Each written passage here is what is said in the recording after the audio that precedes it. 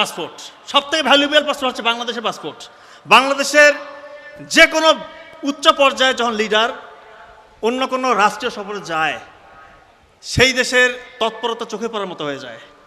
এবং বিশ্বের নামি দামি যে কোনো টপ ক্লাস যেই নিউজ পেপারগুলো আছে, সেখানে হেডলাইন হয় Bangladesh the new super power of the east.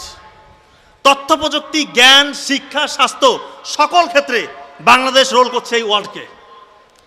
শুধু তাই না, মহাকাশে বাংলাদেশের আধিপত্য। বাংলাদেশ প্রথম কার্বন নিরপেক্ষ স্মার্ট সিটি বাংলাদেশ উপহার দিবে। চিন্তা করেন, 30 বছর পর। এটাকে চিন্তা করতে খারাপ লাগছে? ভালো লাগতেছে না? বাংলাদেশের একজন নাগরিক হতে পারো একটা গর্বের বিষয়, এরকম যদি দেশটা হতে পারে। শুধু তাই না, প্রতিরক্ষা ব্যবস্থা এতটাই স্ট্রং, অত্যাধুনিক সব স্যাটেলাইট ব্যবস্থা, আধুনিক সব ড্রোন, এবং প্রতিরক্ষার অংশ হিসেবেই সব থেকে পাওয়ারফুল ম্যাসিভ সব নিউক্লিয়ার উইপন বাংলাদেশ হোল্ড করে। এরকম একটা শক্তিধর রাষ্ট্র যদি আমরা হতে পারি ইনশাআল্লাহ, ওই পার্শ্ববর্তী দেশ তাদের রক্তচক্ষু, তাদের যত ষড়যন্ত্র, তারা ভুলেও বাংলাদেশের দিকে চোখ দিয়ে তাকাবে না। ওই দেখেন না, অনেক শকুনের চোখ পড়েছে বাংলাদেশের জমিনে। এরকম রাষ্ট্র যদি গঠন করতে পারি ইনশাআল্লাহ, কোনো শকুনের দৃষ্টি এই জমিনে পড়বে না। আর ভুলেও যদি কোনো দৃষ্টি পড়ে যায়, সেই দৃষ্টি কিভাবে উপরে ফেলতে হয় সেই সক্ষমতা বাংলাদেশের মানুষের থাকবে তখন ইনশাআল্লাহ। কাজেই এখন থেকে এইম ইন লাইফ চেঞ্জ করেন, পরিবর্তন করেন। কিসের চাকরি? চাকরি করব, ওই বেদম্যার মতো ঘুরে বেড়ানো যাবে না। কোনো কিছু না করার থেকে চাকরি করা ভালো, কিন্তু চাকরির থেকে বড় কিছু করার আছে ইনশাআল্লাহ আমাদের। এই মেসেজটা এই আপনার চিন্তার মধ্যে ঢুকাইতে হবে। আমেরিকা, রাশিয়া, চায়না, তাদের কি আছে ভাই? তারা কি রোবট দিয়ে কিছু করতেছে? মানুষ তো আমাদের মতো রক্ত মাংসের দেহ। তারা পারতেছে, আমরা পারতেছি না। কারণটা কি? ওদের চিন্তার পরিবর্তন হয়েছে, মাইন্ডসেটের পরিবর্তন করেছে। আমরা এখনো ছোটবেলা থেকে আমাদের শেখানো হয়, ভাই ভালো রেজাল্ট করতে হবে। সাউন্ড হচ্ছে একটু প্লিজ। ভালো রেজাল্ট করতে হবে, ভালো মতো পড়তে হবে, তোমাকে ভালো চাকরি করতে হবে। এই তো, ভালো চাকরি করে সর্বোচ্চ আপনি আপনার নিজের পরিবর্তন করতে পারবেন, আপনার পরিবারের একটু পরিবর্তন আনতে পারেন। কিন্তু এমন ভিশনারি হন, একটা সিস্টেম চেঞ্জ করে ফেলবেন আপনি, এরকম চিন্তা মাথার মধ্যে গাঁথেন। আর বর্তমান বিশ্বের সব থেকে পাওয়ারফুল জিনিস কোনটা জানেন? সব থেকে পাওয়ারফুল জিনিস হচ্ছে ভয়েস। ছোটবেলা থেকে কথা শেখাবেন, ছেলে মেয়েদেরকে কথা শেখাবেন, এবং আপনারা যারা শিক্ষার্থী আছেন কথা বলা শিখতে হবে। এখন তো সোশ্যাল মিডিয়ার যুগ, ভালো ভালো মেসেজগুলো আপনার ছড়িয়ে দেন। এটা আল্লাহকে রাজি খুশির জন্য করেন, আপনার সওয়াবের অংশ হবে ইনশাআল্লাহ। আপনার ভয়েসে, আপনার কথার বদলতে যদি লক্ষ লক্ষ যুবক যুবতী, পথহারা, দিশাহারা, তরুণ তরুণী পথ খুঁজে পায়, এটা আপনি জানেন কত নাজাদের ওসিলা। আর আপনি খুঁজতেন শুধু চাকরি করবেন, 40-50 হাজার টাকা বেতনে চাকরি করে নিজের একটু স্ট্যাটাস বদলাবেন। এইটা আমাদের এইম ইন লাইফ হওয়া উচিত নয়। একটু মাইন্ডসেটের মধ্যে পরিবর্তন আনতে হবে। এমন কিছু করবেন, সিস্টেম বদলে যাবে। বাংলাদেশকে ওই অবস্থায় নেওয়ার জন্য যা করার এখন থেকে এটা করেন। এবং পাঠ্যপুস্তকগুলোতে আমার মনে হয় কিছু সংযোজন বিয়োজন করতে হবে। শুধু aim in life, doctor, engineer এটা হবে না, বাংলাদেশকে ওই অবস্থায় নিয়ে যেতে হবে। একজন মানুষ ধ্বংস হয় অনিবার্য কারণে, সে তার পতন হবেই, তার সামাজিক মর্যাদা তার হেয় হবেই যদি সে 3টা কাজ করে। কোন 3টা কাজ করলে একজন মানুষের পতন সুনিশ্চিত, সেটা বলার আগে, যেহেতু আমরা এখানে এসেছি সফলতার গল্প শুনতে, ইনশাল্লাহ 5টা বিষয় যদি কেউ নিয়ন্ত্রণ করতে পারে, সে জীবনে সফল হবে। এটা আমার কথা নয়, আজকে থেকে 700 বছর আগে মুসলিম এক মনীষী পণ্ডিত, আপনি হয়তো নাম শুনেছেন, ইবনে কাইয়ুম আল জাওজিয়া রাহিমাহুল্লাহ, আপনার নাম শুনে থাকতে পারেন। উনি বলেছেন, কেউ যদি 5টা বিষয়কে নিয়ন্ত্রণ করতে পারে ইনশাআল্লাহ, সে জীবনে সফল হবেই। সে যা করতে চায় সেটাই পারবে ইনশাআল্লাহ। কোন 5টা বিষয়? নাম্বার 1 সময়, খুব মনে রাখবেন, সময়। 2 নাম্বার ঘুম, 3 নাম্বার খাদ্য, 3 নাম্বার বাক্য, 4 নাম্বার বাক্য, 5 নাম্বার কৃতজ্ঞতা। উনি বলেছেন নাম্বার 1 সময়। যার সময়ের মূল্য নাই, তার কাছে তার জীবনেরও কোনো মূল্য নাই। এবং সময়ের জ্ঞান আপনার কতটুকু আছে উনি বলতেছেন, সেটা বোঝা যাবে আপনি কতটা ভোরবেলা, কতটা সকালে আপনি ঘুম থেকে উঠতেছেন। যে যত সকালে ঘুম থেকে উঠতেছেন, উনি বলতেন সে তত আগায় গেল, তার সময়ের সেন্স তত বেশি, এবং সে জীবনে ইনশাআল্লাহ সফল হবেই। আপনারা তো স্টিভ জবসের নাম শুনেছেন। উনি বলেছে সকালের যে নিরিবিলি ওয়েদার, এটাকে উনি বলতেছেন যে ক্রিয়েটিভ উইন্ডো। এবং উনি একটা খুব চমৎকার কথা বলেছেন, স্টিভ জবস, আজকের সকালটা যদি আপনার জীবনের শেষ সকাল হয়, আপনি কি এভাবে কাটাতেন? যেভাবে কাটাতেন সেভাবে কাটান, আজকের সকালটাকে ধরে নেন আপনার জীবনের শেষ সকাল। খুব চমৎকার কথা। এবং আমরা এখন দেখি সকালবেলা যে স্টুডেন্টরা উঠে পড়ালেখা করে, স্পেশালি ভোরবেলা ফজরের আগে যদি উঠেন, তাহাজ্জুদের সালাত আদায় করে 2 ফোঁটা চোখের পানি ফেলবেন। আপনি কি হইতে চান? আরে বাংলাদেশের কি পরীক্ষা আছে? দুনিয়া জয় করবেন ইনশাল্লাহ। ফজরের আগে উঠে চোখের পানি ফেলে আল্লাহর কাছে যা চাবেন তাই কবুল হবে। আমার বড় ভাই ডক্টর নাবিল অসাধারণ বলেন এই ব্যাপারে। ব্রেইনে আলফা ওয়েভ তৈরি হয় ওই নিরিবিলি পরিবেশে, ফজরের সময় ব্রেইনটা ঠান্ডা থাকে, শান্ত থাকে।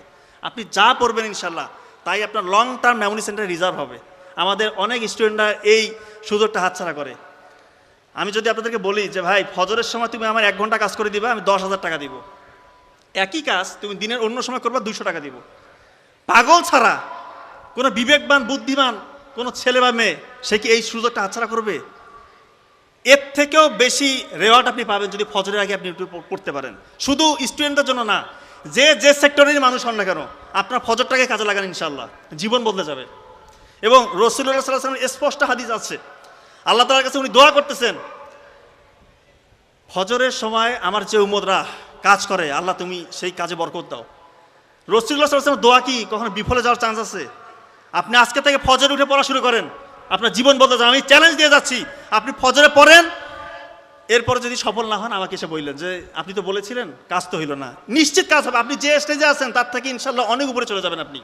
এবং ভোরবেলার এই ফজরের এই সকালবেলার যে গুরুত্ব, এইটা নিয়ে চমৎকার একটা বই আছে, আপনারা হয়তো নাম শুনেছেন, দ্য মিরাকেল মর্নিং। অনেক হয়তো নাম শুনে থাকতে পারেন, দ্য মিরাকেল মর্নিং। রাইটার হল এলরোড, তার জীবনের গল্প, উনি তার নিজের জীবনের গল্প এখানে বলেছেন। উনি অল্প সময়ে অনেক ফেম, টাকা পয়সা কামিয়েছিলেন। এরপরে একটা সড়ক দুর্ঘটনায় ওনার জীবনে একটা দুর্বিষহ অবস্থা চলে আসে। কেউ বলে না যে উনি উঠে দাঁড়াতে পারবে, সুস্থ হইতে পারবে, কেউ বলে না।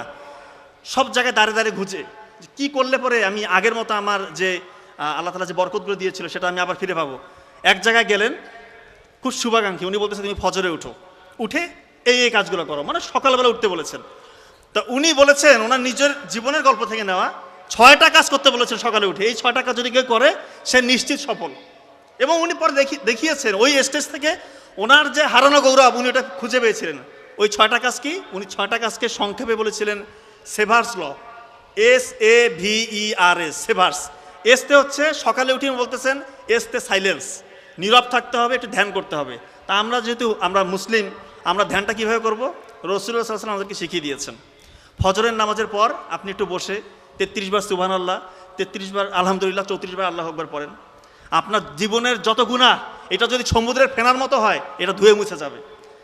এবং এখন তো আমরা অনেকেই হজ করতে যেতে চাই, খুবই ভালো, যাদের সামর্থ্য আছে অবশ্যই করব। কিন্তু একটা সুযোগ কিন্তু রাসূলুল্লাহ সাল্লাল্লাহু আলাইহি ওয়াসাল্লাম বলে গিয়েছেন, ফজরের পরে কিছুক্ষণ তুমি বসে থাকো, আল্লাহ জিকির করো, এবং সূর্য যখন উদয় হয় তারপরে তুমি 2 রাকাত ইশরাকের নামাজ পড়ো। ইশরাকের নামাজ যদি কেউ পড়ে সে একদম কবুল হজ এবং কবুল ওমরা হজের সওয়াব পাবে। আমরা এই সুযোগটাকে হাতছাড়া করবো না। যে যে লেভেলে স্টুডেন্ট আছেন হজরটাকে কাজে লাগান। তার মানে সাইলেন্স খুবই ইম্পর্টেন্ট। 2 number affirmative. উনি বলেছে অ্যাফার্মেটিভ মানে ইতিবাচক চিন্তা করতে হবে, আমি পারবো, এই চিন্তাটা করতে হবে। আমাদের ব্রেইনের একটা সেন্টার আছে, ওই সেন্টারে RAS, রেটিকুলার অ্যাক্টিভেটিং সিস্টেম চালু হয়ে যায় যখন আপনি কোনো কিছু নিয়ে পজিটিভ থিঙ্কিং করেন। ব্রেইন আপনাকে অর্গানাইজড হয়তো ওইভাবে পরিচালিত করে। আপনি যখন চিন্তা করবেন যে আমি এটা হব, ইনশাল্লাহ আপনি সেটাই হতে পারবেন। এটাই উনি বলেছে, অ্যাফার্মেটিভ, পজিটিভ চিন্তা করতে হবে, কখনো নেগেটিভকে জায়গা দিবেন না। নেগেটিভ থিঙ্কিং করবেন আপনি কখনোই ভালো কিছু করতে পারবেন না। 3 নাম্বার ভিজুয়ালাইজেশন। উনি বলছেন আপনি যে স্বপ্ন দেখছেন, ধরেন আপনি হতে চান বিজ্ঞানী বা ডাক্তার, ইঞ্জিনিয়ার, BCS ক্যাডার বা আরও বড় কিছু উদ্ভাবক হতে চান, আপনি এখন থেকে ওইটার স্বপ্ন দেখেন, কল্পনার মধ্যে ওইটা নিয়ে চিন্তা করেন যে আপনি ওই কাজগুলো করতেছেন। আপনি কিন্তু এখন কিছু হন নাই, কিন্তু আপনার স্মৃতিতে ওইগুলো নিয়ে আপনি স্বপ্ন দেখতেছেন, ওই RAS চালু হয়ে যাবে, আপনাকে ইনশাল্লাহ ওই জায়গায় নিয়ে যাবে। চমৎকার সিস্টেম। SAVE, এটা হচ্ছে এক্সারসাইজ করতে হবে, অ্যারোবিক এক্সারসাইজ করবেন। অর্থাৎ যে এক্সারসাইজ করলে পরে আপনার শরীরে একটু ঘাম ছুটে, রক্তটা একটু টকবগে হয়। চলন্ত রক্তে কখনো রোগ জীবাণু বাধা পারতে পারে না। অনেকে আছে শুয়ে বসে দিন কাটে, এটা করবে না। ছেলে মেয়ে যে আছেন সকালবেলা উঠে আধা ঘন্টা একটু এক্সারসাইজ করবেন, একটু ঘাম ছুটাবেন, দেখবেন যে আপনার ব্রেনটাও চাঙ্গা হবে, আপনি সুস্থ থাকতে পারবেন। আর তো হচ্ছে রিডিং, পড়তে হবে। সকালবেলা উঠে এগুলো করলাম কিন্তু পড়লাম না, তা হলো না। পড়তে হবে এবং পড়ার সিস্টেম আমরা জানি যে 80 ভাগ নতুন পড়া পড়বো, 20 ভাগ পুরানো পড়া পড়বো। 80 ভাগ নতুন 20 ভাগ পুরনো, মানে রিভিশন আপনাকে দিতে হবে, না হলে ওই পড়াটা লং টার্ম মেমোরি সেন্টারে রিজার্ভ হবে না। সর্বশেষ এসতে হচ্ছে স্ক্রাইবিং। স্ক্রাইবিং হচ্ছে লেখা। উনি বলেছে কেউ যদি পড়ার পাশাপাশি লিখে, ওর ওই পড়াটা দীর্ঘমেয়াদী স্মৃতি সেন্টারে রিজার্ভ হওয়ার প্রবণতা অনেক গুণ বেশি, এবং বিজ্ঞানী এটা প্রমাণ করছে। পড়ার সাথে সাথে লিখবেন, আপনার জীবন বলতে যাবে ইনশাল্লাহ। এক্ষেত্রে আমি একটা সত্যি ঘটনা বলি। ক্লাস 9 পর্যন্ত কিন্তু আমি ব্যাক বেঞ্চার ছিলাম, ব্যাক বেঞ্চার। নাবিল ভাই বলতেছে যে ভাই তুই একটা কাজ কর, তুই যে প্রশ্নটা পড়তেছিস সেটা শুধু লেখ, আর কিছু করতে হবে না তোকে। ক্লাস 9 আমি গ্রামের স্কুলে ব্যাক বেঞ্চার, সেই জায়গা থেকে আলহামদুলিল্লাহ শুধু একটা জিনিস আমি ফলো করছি, যে প্রশ্নটা ইম্পর্টেন্ট প্রশ্নটা আছে সেটা আমি পড়ার পাশাপাশি লিখেছি, আর কোনো কিছু করি নাই আলহামদুলিল্লাহ। এরপর তো আপনারা সবাই জানেন ওই সময় গোল্ডেন এ প্লাস, মেডিকেলের চান্স, বিসিএসে একবারে হওয়া, এগুলো আমি দুনিয়াবী সাফল্য মনে করি না, এবং আমার আত্মপ্রচারণা করছি না, শুধু একটা মেসেজ দেওয়ার চেষ্টা করছি। আমার মতো ব্যাক বেঞ্চার যদি একটা জিনিস ফলো করে হয়, আপনারা আমার থেকে হাজার গুণে ভালো। ইনশাআল্লাহ আপনারা ফজরকে কাজে লাগান, এই 6টা কাজ করেন, দেখবেন যে ইনশাআল্লাহ জীবন বদলে যাবে। তো আমরা কিন্তু আসি ইবনে কাইয়ুম আল জাওজিয়া রাহিমাহুল্লাহ, উনি যে 5টা কথা বলেছিল তার মধ্যে নাম্বার 1 কথা বলছি আমি, সময়। তার মানে সময়টা কাজে লাগাবেন যদি আপনি সকালে উঠেন। নাম্বার 2 উনি বলেছেন ঘুমটা আপনাকে ঠিকমতো ঘুমাইতে হবে। ঘুম নিয়ে আমরা অনেক কথা বলেছি।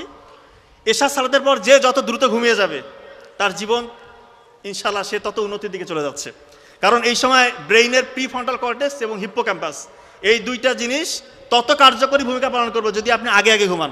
রাসূলুল্লাহ সাল্লাল্লাহু আলাইহি ওয়াসাল্লাম আমাদেরকে সেটাই বলেছেন যে এশার নামাজের পর দ্রুত তোমরা ঘুমিয়ে যাও। যে যত টাইম স্পেন্ড করবেন আপনাদের কোয়ালিটি স্লিপ হবে না। কোয়ালিটি স্লিপ না হলে কী হবে?